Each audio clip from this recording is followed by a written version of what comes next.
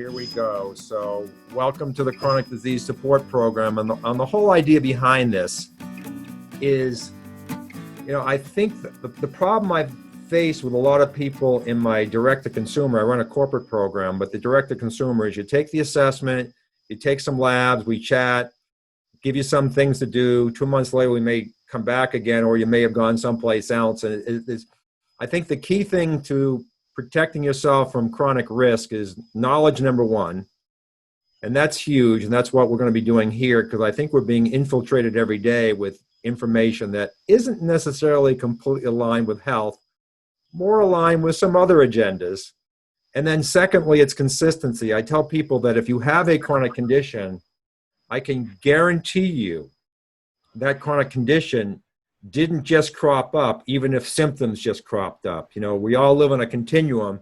So these chronic conditions matriculate over time, and by the profundity of our health, of our miraculousness of our body, that we can fight things off substantially for a long, long time and keep ourselves asymptomatic. And when it emerges, then we have a problem, but it started a long time ago. So my rule of thumb is 10 years to the symptom, and you may not know when you first had it, 10 months to get out of it. And everything's a continuum. So one of the most difficult continuums to measure is gut health. And it's arguably, hi, Alan. And, hello. And like with diabetes, medicine actually has a continuum scale. Insulin sensitive, pre-diabetic, diabetic, and then insulin-sensitive diabetic. So you kind of get the picture of a scale. But how do you measure where you are on the gut health scale? So we all say, okay, I solved my GERD, my gut's fine. I can guarantee you if you've solved GERD and you had GERD, when you've solved GERD, you're probably only 25 to 50% of the way there to bringing your gut into true balance that you want, okay? So, I have people of all ilk in terms of understanding functional and root cause medicine. So I'm just going to go over a couple case studies with you first. And once again, anybody has questions, I'm going to try to have a hard stop at 12:35, 12:40. Alan knows that that's a lie, so I'm confessing right now. But I'm gonna see if I can get a bit light on this. Reverend Harry, we have Reverend Alan Evans on as well. So it's part of my health ministry program that I spoke of. But so here's a case study. I work in one corporation I work in. They pay big money for these analytics to stratify populations. And they finally opened up their analytics to me so I could look at them. And they're ranking people by the so-called RUB number, a current risk score, a prospective risk score. And so I have 500 people, and I have their entire risk portfolio before me on a spreadsheet. And I'm saying, I was hired because the CEO didn't want one of her valued C-level executives by the name of Brenda to die. I'm looking at where she is on the risk continuum on this scale here, with number one being the sickest, which is where I rated her, by the way, not based on anything subjective. The chronic disease temperature is the worst I've ever seen by at least 20%, And so number 500 is the healthiest. She was ranked 354th, okay? And her current health status was really good, and her prospective health status was not as good, but still not very significant. But like my analytics show that she's improved. She went from 107.7 to 103 in 12 months. So the point is, the data that the doctors are collecting,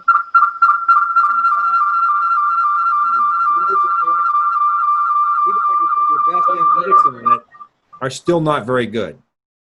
If they put her like in, when you looked at the curve, she was like in the 80th percentile of health.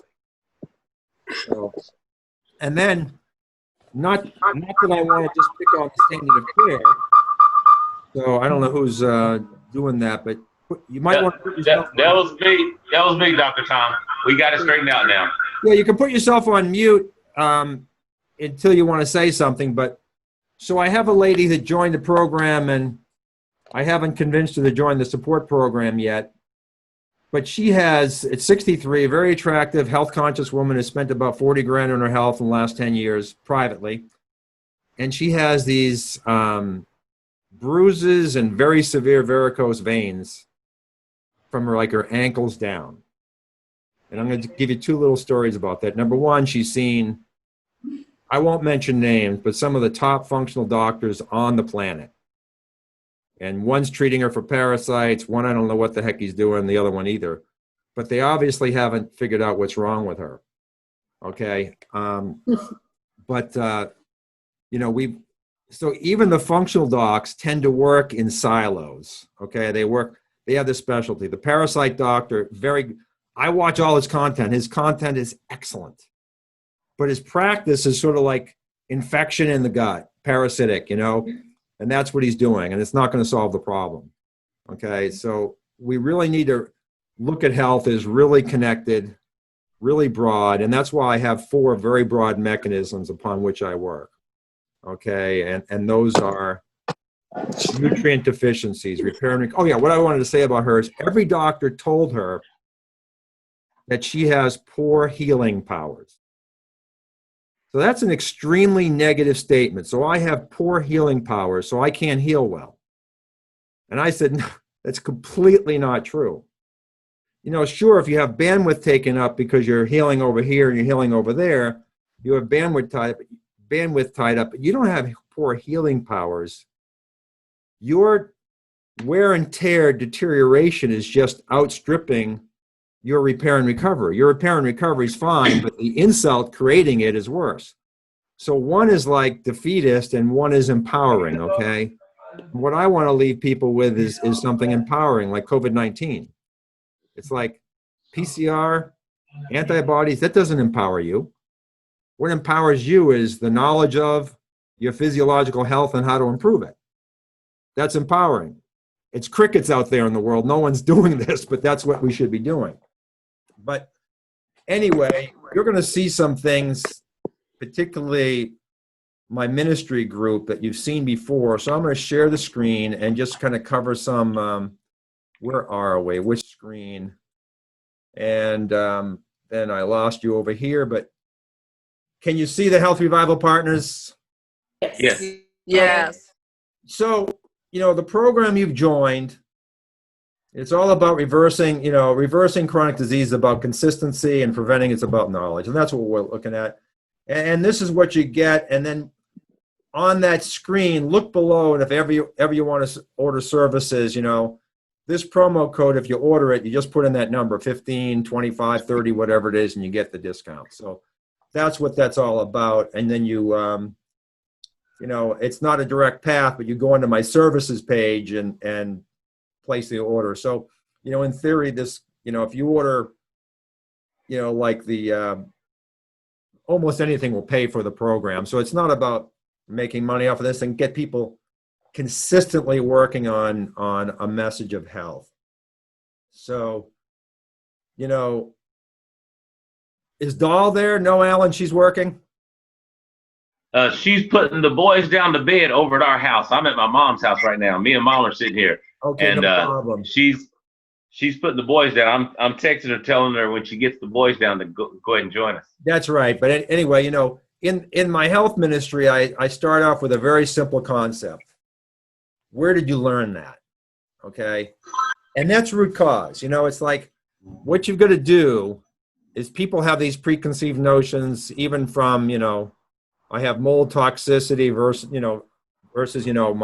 my heart disease is caused by a statin deficiency.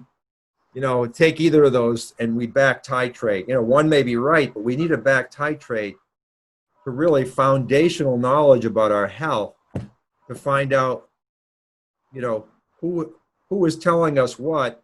Is there an agenda behind it? And is it based in sound science? A slide I don't have here is Kaiser-Peterson network that shows that ill-defined conditions are the most costly conditions in America. and then cardiovascular is second. So ill-defined.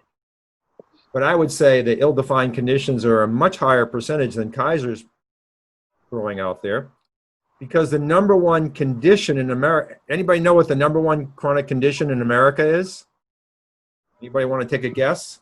Infectious diseases, right? Infection. Well, you know, you're right, but Amy, you know, stifle yourself, smart aleck. You know, but Oh, I'm sorry. no, I'm just kidding you. That's fine. No, but I'm talking about the one that's actually diagnosed and put into CPT codes and Oh, you mean like standard of care. convention? Is it heart disease Yeah, but high blood pressure. or high blood pressure? I was going to say hypertension, yeah. Yep. And you know what the number one diagnosis for hypertension is? You know what it's called? That's rhetorical this time. And Amy, don't hesitate to chime in, because we'll just leverage that information. But the number one subdiagnosis of hypertension is essential hypertension. And if you look at the definition of it, it's elevated blood pressure of unknown cause. So even though they have a diagnosis of it, we'd have to call that an ill-defined condition. And I'll be talking quite a bit about hypertension. We're going to do next time we're going to do a little demo with some evil substance, and I'm going to show you it makes your blood vessels more slippery, which is what you want. But so, you know, and along with, you know, where did you learn that? Do not be conformed to this world. You know, it's a big problem. My medical doctor friend who we go riding together, yesterday we did a ridiculously hard 86-mile ride into the Smoky Mountains, but his kids came over the night before and they're looking for a beverage, and it's like, I don't have that. But then I found a case of stuff I had stuffed away from the Appalachian Outreach, which is the poverty ministry, and it was like Dr. Thunder, okay? They didn't want water. They didn't want even juice. They wanted their Dr. Thunder. So it's like, okay, take your Dr. Thunder. This is a doctor's kid, you know? Wow. So we're going to cover a lot of different things. And I welcome you to submit ideas of things you want to chat about, you know, and we can prioritize those, because we're going to do this every week. We've got plenty of time to work on content. I will say that something very interesting has cropped up, and I'm always trying to learn more. But see, I use white blood cells. Most of you probably know this. I use white blood cells as a really key indicator for infection, Amy, and state of health. But what I'm seeing now is when I see other inflammatory markers go up, like C-reactive protein and particularly sed rate, and the white blood cell counts are completely normal. So, you know, you don't have an infection per se that's obvious. I'm pretty sure we're dealing with parasites, even though I marginalized the parasitic doctor at the beginning. But, you know, when I'm seeing high sed rates and you know, adverse conditions of poor repair and recovery, okay, not poor repair and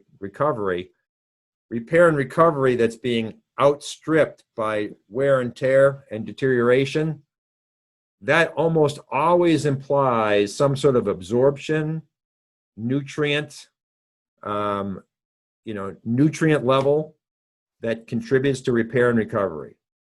So yeah, you can have poor repair and recovery, even though I try to keep it positive, but there's always something underlying it. You do not have poor repair and recovery. You have something like malabsorption, leaky gut syndrome, poor food choices, all those different things that can lead to it. So if you've ever had chronic gut dysbiosis, constipation, diarrhea, gas, acid reflux, your gut's been in a mess, and it's vulnerable to parasites. Look, when you eat Dr. Tremp always used to tell me, my mentor, is like, if you eat a raspberry or blackberry from Guatemala, you can be assured there are parasites on that haven't been. And the first stage of killing the parasites is the strong acid in your gut. So like, go to the hardware store and get muriatic acid. I'm going to be vivid here, right? Okay. And then go to your cupboard and pull out some apple cider vinegar and take some grub from your garden and put it in each of them. It's probably going to survive the apple cider vinegar for quite a while, but in the muriatic acid, it's going to die very quickly. And that's where the acid in your stomach should be. So if it hasn't been, you've been susceptible to invasion. Okay? It's that simple. You know, no magic here. Why are we doing this? And the conversation I had with a big broker that just came on to one of my clients is that this is the Organization for Economic Cooperation and Development. It's simply spending per capita in various countries, so-called developed nations, versus life expectancy in years. And the average is right around here. Americans are living 2.5 years less, and we're paying 2.5 times more. So the more you Just pay, way out. the more you pay, the shorter you live. Okay, that's just the way it is. So, and you know, and the reason why it's so expensive is because we're dependent on the prescription pad. That's all there is to it. And chronic diseases continue to be on the uptick. If we had a solution in the standard of care, then this would be going down, right? Like solving tuberculosis or typhus fever or pellagra or some of these diseases. We figured out the cause. Pellagra was a vitamin B6 or something deficiency that was killing people across the South 100 years ago. And they figured out the deficiency and they started supplementing. The deaths went from here to zero in like 10 years. That's a solution. This is not a solution. So whatever you're getting, it's not working. It's as simple as that. So Earth came before, this is the topic we're going to cover today over the next 10, 15 minutes. We'll get as far as we can get. And Alan, since you've seen this before, if you want to take over for me, you let me know. You know, Earth came before life. Life evolved from the Earth. Life starts with water, and life uses what is in the water. That's a key thing. And it's just, the symbiosis in nature is just so amazing that if we ignore that symbiosis in our own body, we're really missing things. And I'll give you a couple little anecdotal things. I might have told a couple of you already, but you know, here we are, we're 70% water. Okay. And more importantly, we're 70% salt water. Okay. We're a very salty mix, and we need that salt. And we'll go into that on another time. But water is the foundation of life. But the natural world understands this. If you don't have water, your plants are gonna wilt. Mine, they're doing okay, but they probably could use a little water. But what's really interesting is this herpetologist. Help me. Who's a plant scientist? What's the name of those folks? But Botanist. You know, they showed there's this one at UC San Francisco or Berkeley that showed that roots don't just pull nutrients up, they throw nutrients back in. And they actually throw nutrients back in that help the mycorrhiza and other organisms break down the rocks into absorbable minerals.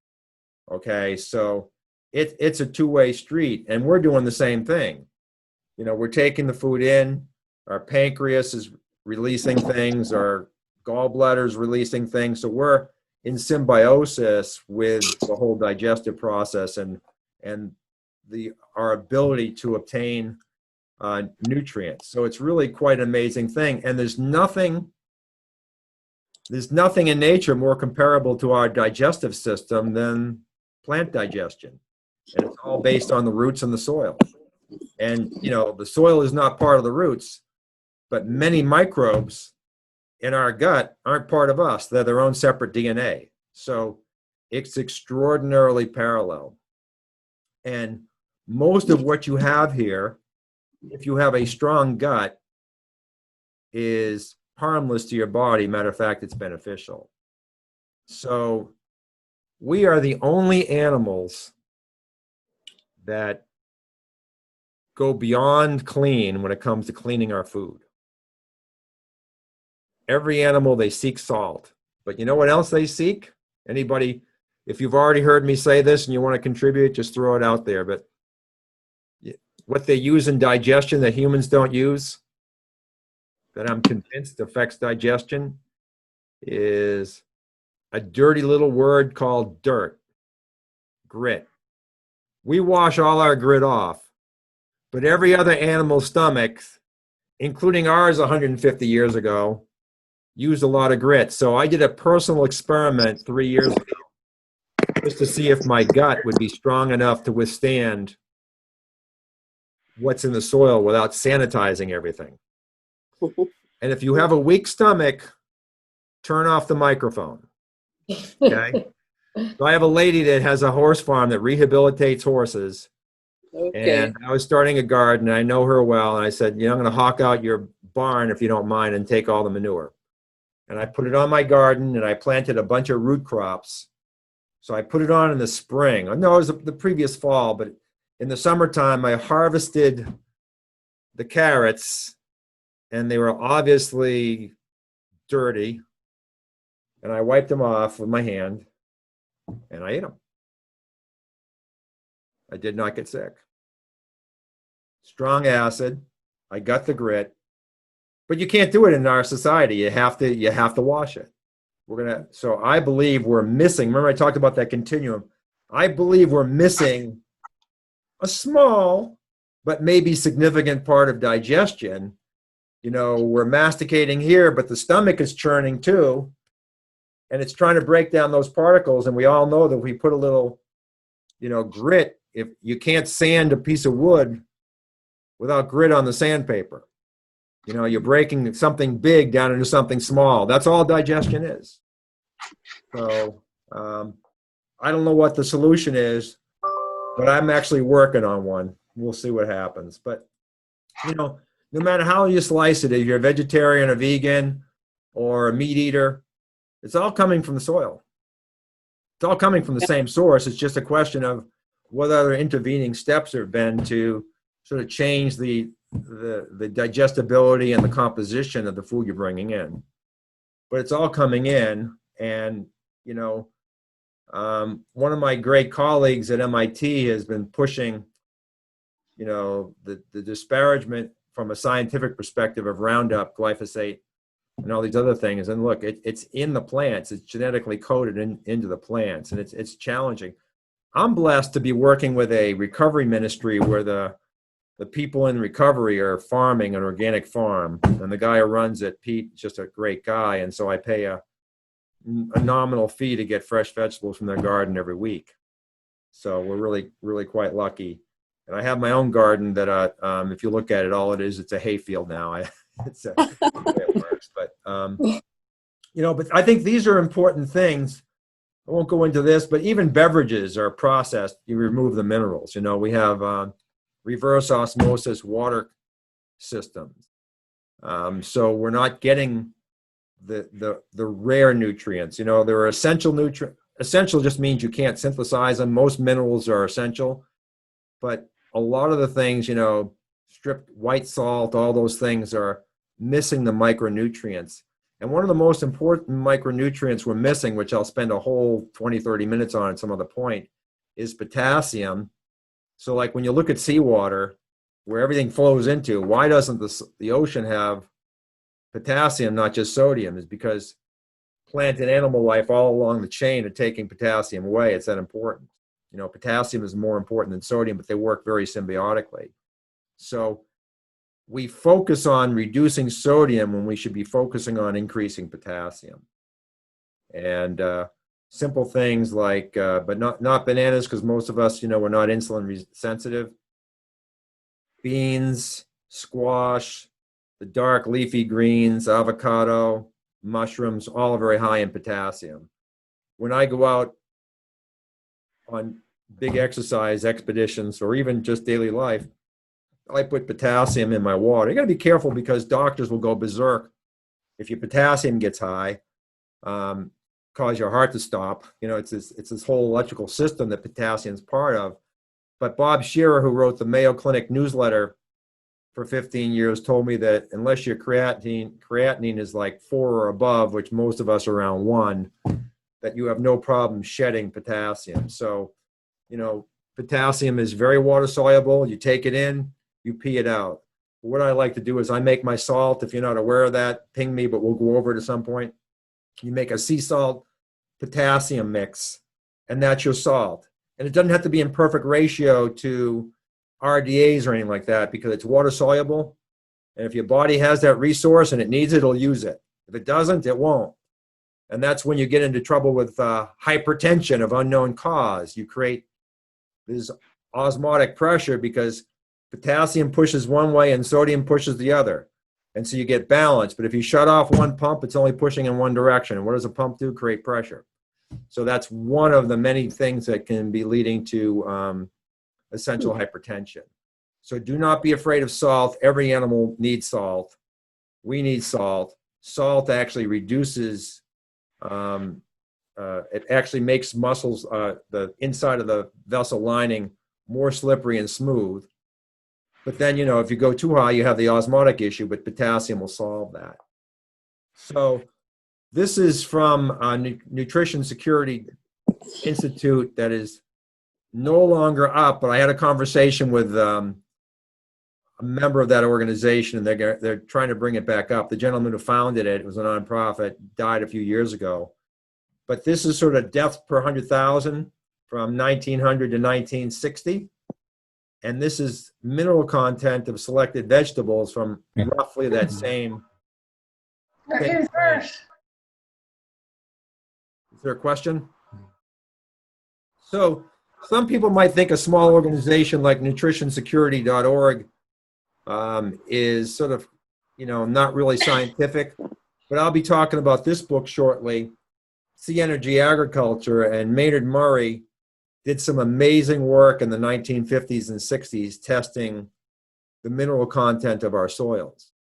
So this is why, you know, why organic is better, because the fields are presumably managed better. I can't assert perfectly, but I can assert for what's going on.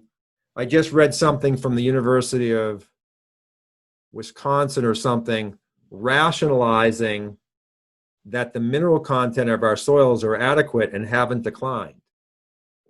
So now, what did I say at the very beginning, Alan? I'm putting you on the spot. You don't have to answer because your microphone's off. Where did you learn that? So when you read the whole article, they're referring just to the minerals that are in a standard fertilizer. You know, 4 or 5 minerals, magnesium, calcium, things of that nature, nitrogen. But what about the trace minerals? Those aren't going back into the soil with fertilization and you with fertilizers, and you still need those minerals. So, like, yeah, we're boosting up the key ones or the more obvious ones, but what about molybdenum? What about chromium? Helps with insulin sensitivity. Molybdenum is involved as a cofactor in all kinds of metabolic processes. So you got to be really. Is that where you go to your? Is that where you go to your supplements? You know, I think, Alan, if you achieve that, you know, if Dr. Carter was on, he'd be taking this and running with it. He'd say, Alan, come with me and I'll show you my treasure trove of supplements. So, you know, I think if you're eating well consistently and you don't have health problems, then you're probably on the good side, because our bodies are resilient. I don't like to use supplement as a crutch to say you have to have supplements in this day and age. I don't think you do. But, you know, if you're doing fast food a couple days a week and packaged food and things like that, then you probably need it. I think if you bring in some organic, we don't shop strictly organic. You know, it gets expensive, and we don't have a lot of organic markets here in East Tennessee. So, you know, we do our best. But, you know, look, if you pee yellow, you're peeing out, you know, B vitamin nutrients that your body didn't need. So we usually have excess. And, you know, we have a window, you know, like your kidneys can work on 20%. You know, you don't want to be in that state, but we have overcapacity. So, you know, but when we're trying to reverse conditions, yeah, supplements are important. And I train my coaches to, here's our list, short list of supplements. We may need more based on testing, but here are the foods that have at least a decent amount of these, theoretically, so you can get off the supplements once you're healthy. Hopefully that answered the question. But here's a more profound one from the same organization, showing sort of the increase as we've gone from mechanization of farming, ammonium nitrate, then really, really throwing some nasty things onto the fields. Now, even with things like glyphosate, I believe we can detoxify. They don't grow. The faucet's on, and we can turn the faucet off. How do we turn the faucet off? By buying better quality known foods from known sources, things of that nature. And then your body has a chance to detoxify. But if you're constantly bringing in these foods from, the Walmarts, the Krogers, whatever, and being unselective, then all it is the demo I always do. It's like I'm rubbing on the back of my hand. I'm not really causing much, but if I'm doing this 24/7, 365, I'm eventually going to lose the battle and my skin's going to get raw. Same thing's going on internally. So am I saying everybody has to go clean and organic? The only time you have to really go clean is if you have a clear food sensitization or sensitivity. Then we need to address that. And maybe even be able to go back to that after you fix your gut dysbiosis, but truly fix it, not just like bring it to the brink of okay. Because I've seen people improve and eliminate allergies. So none of what I talk about is completely restrictive of anything for the rest of your life. And I hope so, because I know I have a little bit of a dairy allergy, and so I'm having to go clean stuff. But living, it shouldn't be that hard, but hey, I've been at it for a while, so I won't go over this. You know about drinks. The insidious thing about diet sodas, and when you see people drinking diet sodas yet they're still having weight problems, is most of those diet sodas, and there's a great video out there from just some lay people measuring glucose and insulin, is the diet sodas, the artificial sweeteners trick the pancreas into releasing insulin. And the disease isn't the disease of sugar, it's the disease of insulin resistance. So if you're continuing to perpetuate the resistance of your cell to the action of insulin, then what happens is sugars are going to build up on the outside of your cells to create enough pressure to supply the sugar to the inside. But in the meantime, your liver is very happy to convert that to stored fat. So that's why diet sodas don't work either in weight loss, even though, they're 0 calorie. The calories in that case do not matter. It's the profound daily effect of being insulin resistant that ultimately makes you give in, because your brain is telling you your cells are in nutrient or calorie deficiency, and they really are. So just a couple more things I want to show you that sort of back up what I'm talking about. I love this slide here. The fertile Nile Valley was sustained 5,000 years of civilization because of natural annual floods from Lake Victoria. So anyway, way down south here is Lake Victoria. And the interesting thing about that, where it is positioned geographically, is it flooded in the wintertime. And when it flooded, it didn't just bring the water, it brought the silt and all the nutrients captured in that silt and covered the fields again. So this Nile Valley was providing tremendously fertile ground for agriculture, and it was replenished in an intelligent way every year. America has a bit of a conundrum, because our entire, with the exception of California, but they're just taking from the Colorado River, but we have this huge drainage plain, and so all the nutrients year by year are being thrown into the Gulf of Mexico and the Louisiana. I'm having a brain cramp right now, but what's it called? Not the estuary, but where the land grows out from the into the ocean. But anyway, I would argue that we would take wetlands. Huh? Wetlands is another name for it. But anyway, I can't think of it. But what we need to do is we need to harvest all this land here and put it back on our agricultural fields, because that's where all the nutrients went. So I'm going to skip a couple, then we're going to come back to them. But I just want to show you Maynard Murray. And Anybody ever read a patent from start to finish? Raise your hand. Yeah. Well, Yeah, I have one. but I What can was that? guarantee you, What was that you asked us, Doc? have you ever read a patent from start to finish? I'm not No. even sure what that is.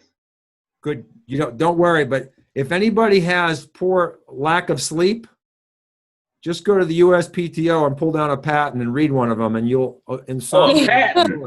Okay, yeah, that would be a good sleeping pill. So this book here, he wrote a patent in 1963, and it was only 6 pages long. And so that doesn't count. Most patents are like 250 pages. So I read the 6-page patent, and it was absolutely fascinating and readable.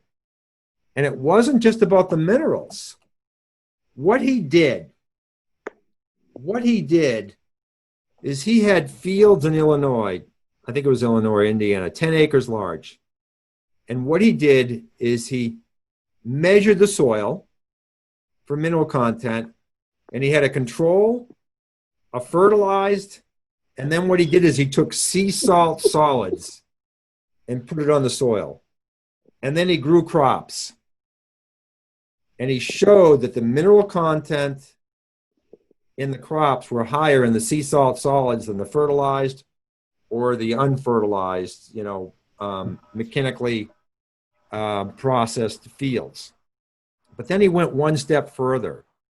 He didn't just look at minerals because you're absorbing minerals. He was looking at vitamins. The plant is synthesizing vitamins that we need from the minerals.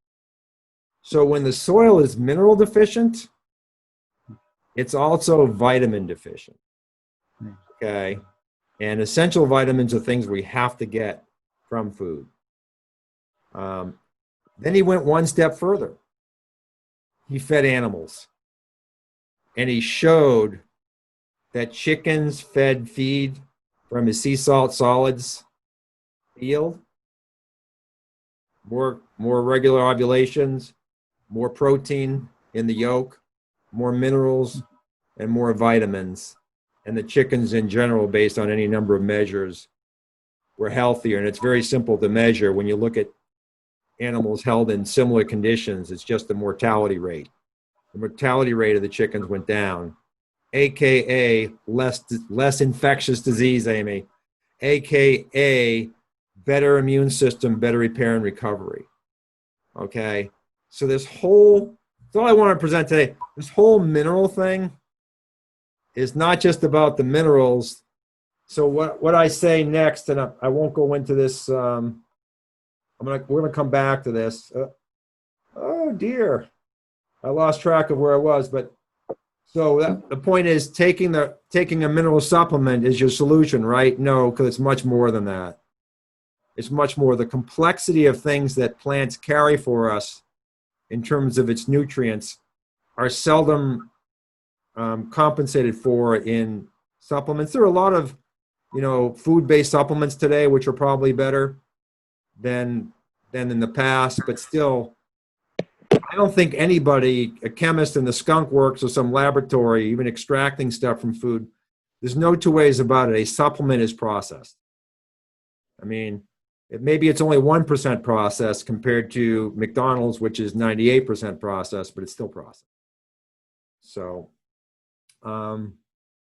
and with that, we'll go into what vitamins and minerals do and how they're involved in our integration with our DNA and our whole architecture. So, let me figure out how to stop the share. And does anybody? I stayed on time, Alan. Doll, hi. Hi. I stayed on time. In my health ministry, I'd say we're going to cover the slide deck today, and then one time I only got to slide 2 out of like 30. And it was all Doll Evans' fault. It wasn't mine. But Oh no. right. Does anybody have any questions or any suggestions or any comments you want to put forward? I did have a question about the water that you see in the store that has the minerals added back in. Is that the water we should be buying or You know, shouldn't? what I do is based on my studies, and you can make this extraordinary. You can just make it at home with regular water. And I'll admit, I do have a very not sophisticated. It only costs $100, but I have a 3-stage filtering system to take out the fluoride and take out other organic materials. So we have just in the 2 sinks where we have kitchens, we have a little teeny tap that sends out purified water. And we use that in cooking and all that stuff, whatever, and even drinking. But we normally will mix up, get a 5-gallon or 2.5-gallon with a spigot and make up our own mineralized water. And it's a very simple formula. I take a food grade potassium chloride, and if you can't find that on eBay, what you can do is you can go to any grocery store, and in the salt aisle, it's a white with light blue cylinder. It's small, it's expensive, and it's called no salt. Now it has it has additives in it for whatever reason. I don't know. But almost every salt is what's called hygroscopic, so it absorbs water, and then you can't, sprinkle it as easily because it's stuck together. So that's why they do that. But you can get that no salt, or I just go on eBay and find a food grade potassium chloride and I buy it in bulk. Do never take that directly. Okay, and it's also much more acrid if you put it on your tongue than regular salt. So it's not as flavorful. What I do is I take about 2/3 of a good quality unrefined sea salt. And I don't care if it's Himalayan. I'm now getting this stuff from somewhere in the Arabian desert somewhere. Dead sea salt, I think, is what I have. And so I take about 2/3 of that and 1/3 of my potassium chloride. And I'll even take a couple capsules of iodine or a little potassium iodide, not much, just a little bit, following actually USDA guidelines on ionizing salt. And I'll put that formula up in the group. Okay. What it is. You don't have to iodize now, but I'll show you how I do it. So now I have iodized, mineralized salt, and I do a very simple thing. I take 1 level teaspoon per gallon of water. Okay. And that is, that's my mineralized salt. And so I'm not depending on, a lot of these things come from Nestle. And, does Nestle own Roche or does Roche own Nestle? I think Nestle owns Roche. But anyway, I don't know what they're coming from and what they're testing, but all I know is the ones that have the best marketing also have the highest prices. I think Yes, they do. there's a direct correlation between quality and how much you pay, right? Yeah. Quality, the marketing, where'd you learn that from? But that's what we do. And, my wife now cannot go on a run without, she does 10-mile runs. She cannot go on a run without this salt mix because she just it actually, we live in 95-degree heat down here in East Tennessee. And it's the only thing that sustainably quenches her thirst because it creates the balance, and it actually, it replenishes what your body's really calling for when you're thirsty. Yeah, you need water, you need a mineral balance, but you also need the minerals. So there's just like, I have this whole program, 26 things that make you and keep you hungry. It's the same thing on thirst. It's not just water that you need. It's what's in the water, too, that's part of the equation. So great question, Audrey. And I think, the more we rely on ourselves, our appreciation of what's going into our body, rather than depending on some third party, the better off we are. And oftentimes it's less expensive. Yeah, Okay. too, if you're on the go and you do have to get water from the store. Spring water has the minerals in it if you trust the source Right. it's coming from. We invested in these 1/2-gallon stainless steel insulated Thermos bottles. We have 3 of them now with a very wide top so you can put ice in them and whatever and clean them out very easily. And they're just now part of our routine. they go with us in the car. They go with us wherever we are on the boat. You know, if we're gonna, you know, we're. I mean, I have a coach that her whole program was drink water, and I said, Holly, a little bit more to it than that, but whatever. So I'm not a water fanatic about drink so much, because if you're eating a good diet of vegetables and fruit, you're getting a lot of water with nutrients. You know, her name is Campbell. She's a Russian lady who lectures in England, and her diet is. I don't subscribe to diets, but she's really good. And at some point, I'll put her videos up if I don't already have them on my channel. I don't think I do, but what she says is the difference between eating, you know, a processed thing like, you know, if you're exercising vigorously, a Coke or even a goo versus an apple, is an apple comes with all the nutrients to help your liver break that down. Whereas the problem with the processed foods is they come empty. And so you're literally, not only did you not get nutrients, now you're stripping nutrients to digest them. Right. You know, so it's a double-edged sword. But, you know, I was never a big vegetable eater, although I was always a high-fat person. But the older I get, the more I realize that the plate should be significantly vegetables. Even though the animals get a lot of the nutrients from the vegetable provides so much more. There's nothing in meat that really supports gut health, whereas there's everything in vegetables that supports gut health. So that's such a key part of it. So if there was any other advice other than minerals, is like shop well, choose well. Poor health is much more expensive than a little extra money on good food, and increase the portion of vegetables on your plate. And if you have any problem with weight or diabetes, then just go on the low end of the glycemic index. And you're going to support your gut with undigestible carbohydrates. So that's feeding the bacteria. And you'll actually bring in less calories. This is one place where calorie counting doesn't work. If I take celery and measure how many calories in a bomb calorimeter, there's a lot. But when I look at how much crosses the gut vascular barrier, it's not very much, because a lot of that is just, you know, supporting digestion and then being eliminated. So it's a great diet. And some people are telling me now there's this savant,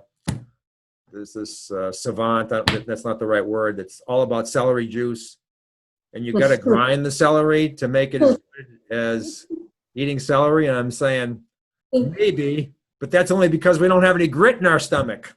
That's why you have to grind it. See how it all comes around in the beginning? Yeah. The closer we can get back to nature, that's all it is. Next week, I'll be talking about the mid-Victorians. And I'm going to put out a challenge to the group next week. Uh-oh. As I finish up, a challenge to the group to help me, help everybody. Yes, sir. Any other questions? Can I ask one? It's just to your reference to your friend at MIT. Is it Stephanie? Stephanie Seneff, yeah. Yeah. I just wonder, because I'm supposed to be writing a book with her on the hazards of low cholesterol, but I've just been too busy. I'm sure she'll come around. she's one of my heroes. So just tell her, as a mother, I thank her for all the work she does. Oh, she's amazing, yeah. And they get it. I'm just trying to help them with data. You know, there's more to it than just doing studies, but actually showing data. You know, everything I do is based on mortality. But if you look at low cholesterol versus high cholesterol, the curve for increasing mortality is much steeper on the low cholesterol end than it is on the high cholesterol end. And no one's talking about that. Some labs still have a reference range for cholesterol of 0 to 199. So like, you're okay if you have a cholesterol of 0. And it just shows you that no one's really studied patients or looked at the literature, because, you know, you're in a heap of trouble if your cholesterol is low. I have people in my program that aren't on drugs but have low cholesterol, and just like I have some with hereditary high cholesterol, and I'm concerned about those people. Not a lot of them have been studied, and I'm trying to figure out how to get them to have higher cholesterol. So here's a quiz. In the I had that problem. I had a total cholesterol of like 60 to 70 and went to doctor after doctor to try and raise it. Eventually, I think it took a few years, but eventually something changed in my health. And I eat a lot of pasture-raised eggs. That seemed to help boost it. It probably in combination with something that resolved in my body. But I mean, it was low and nobody could help me. No, it's a conundrum. So I have two I'm working on right now, and I actually have a chance to measure it. But so the last thing I'll say, and I'll throw it out, and anybody can answer this, even if I've already told you the answer. What food is highest in cholesterol, the highest by far of any food? Probably some grain. Saturated fat of Who said brain? oh. Alan, someone said brain. And that just shows you how important cholesterol is to brain health, because every mammal has very high cholesterol in their brain. So, you know, it's up there. It's up there for a reason. Any other questions? I really enjoyed the opportunity to speak with you folks. And if you want to shoot me a question privately based on this, either through Healthy or email or whatever, I'm happy to answer it. So, Thank you. It was excellent. Thank you. it's just We basic. appreciate all the information. Thank you. Alan. All right. Yes, thank you. Thanks. God bless. Let Jazz know we said hello. Oh yeah, she's on a consult right now. Yeah. Oh, Oh, okay. yes. Yeah. Hello, hello. We love you guys.